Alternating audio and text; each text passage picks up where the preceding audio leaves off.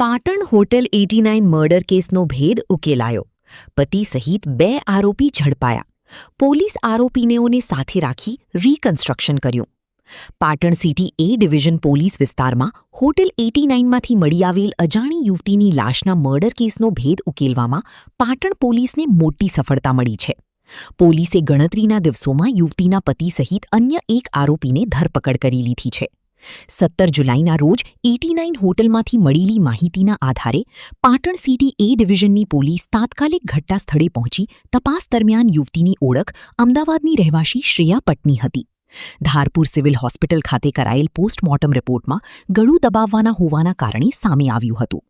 મૃતકના પિતાની ફરિયાદના આધારે તાત્કાલિક ગુનો નોંધી તપાસ હાથ ધરી હતી. ઘટનાની ગંભીરતાને ધ્યાનમાં રાખીને પાટણ જિલ્લા પોલીસ વડાની સૂચનાથી Patan city A division police અને એલસીબી પાટણ અલગ અલગ ટીમો બનાવી તપાસ શરૂ કરવામાં આવી હતી. હોટેલના સીસીટીવી ફૂટેજ ટેકનિકલ સર્વેના આધારે જાણવા મળ્યું હતું કે યુવતી તેમના પતિ સાથી સંજયભાઈ સાથે અને અન્ય એક અજાણ્યા યુવક સાથે હોટેલમાં આવ્યા હતા અને ઘટના બાદ બંને જણા ત્યાંથી ફરાર થઈ ગયા હતા. પોલીસ ટીમોની સખત મહેનત બાદ બંને આરોપીને ઝડપી પાડવામાં આવ્યો છે. કોર્ટમાં રજૂ કરવામાં આવતા આરોપીના 3 દિવસના રિમાન્ડ આપવામાં આવ્યા છે. આજરોજ એ ડિવિઝન પોલીસ દ્વારા બંને આરોપીને સાથે રાખીને હોટેલ 89માં લઈ જઈને રીકન્સ્ટ્રક્શન કરવામાં આવ્યું. તારીખ 17/7/2024 ના રોજ Patan city A division police સ્ટેશનમાં પાટણ સ્થિત હોટેલ 89માંથી એક ટેલિફોનિક વર્દી મળી હતી કે હોટલના રૂમમાં એક અજાણી યુવતીની લાશ મળી આવેલ છે. આ વર્દીના આધારે તાત્કાલિક પાટણ સિટી એ ડિવિઝનની પોલીસ ઘટનાસ્થળ પર પહોંચી ગઈ હતી અને યુવતીની લાશની ઓળખ કરતા એવું જાણવા મળે કે આ યુવતીની લાશ અમદાવાદના રહેવાસી એવા શ્રેયા પટનીની છે. યુવતીના મૃત્યુનું ચોક્કસ કારણ જાણવા માટે તેમને ધારપુર સિવિલ હોસ્પિટલ ખાતે પોસ્ટમોર્ટમ ખાતે ખસેડવામાં આવેલા હતા અને પોસ્ટમોર્ટમના પ્રાથમિક રિપોર્ટ બાદ એવું જાણવા મળે કે યુવતીનું મૃત્યુ મેન્યુઅલ સ્ટ્રેંગ્યુલેશન એટલે કે ગળું દબાવવાથી થયું છે.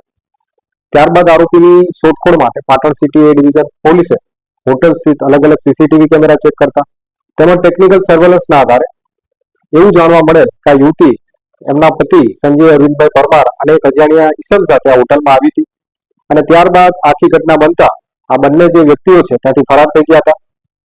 ત્યારબાદ આ મરણજરે યુવતીના પિતાની ફરિયાદના આધારે પાટણ સિટી એ ડિવિઝનમાં મર્ડરનો ગુનો નોંધવામાં આવ્યો હતો અને ત્યારબાદ આ જે ફરાર થયેલા આરોપી છે એની શોધખોળ માટે Patan city A division police અને પાટણની એલસીબીની ટીમે અલગ અલગ ટીમો બનાવીને આ આરોપીઓને પકડવા માટે પ્રયત્નો કર્યા હતા. હાલ આ બંને આરોપી પકડાઈ ગયા છે. ઓનરેબલ કોર્ટને આ આરોપીના રિમાન્ડ માટે માંગણી કરતા કોર્ટે અમને 3 દિવસના રિમાન્ડ આપ્યા છે અને હાલ આ ગુનાની તપાસ પાટણ સિટી એ ડિવિઝનના પોલીસ ઇન્સ્પેક્ટર કેજે ભોએ ચલાવી રહ્યા છે. દિગ્નેશ સુથાર, પાટણ.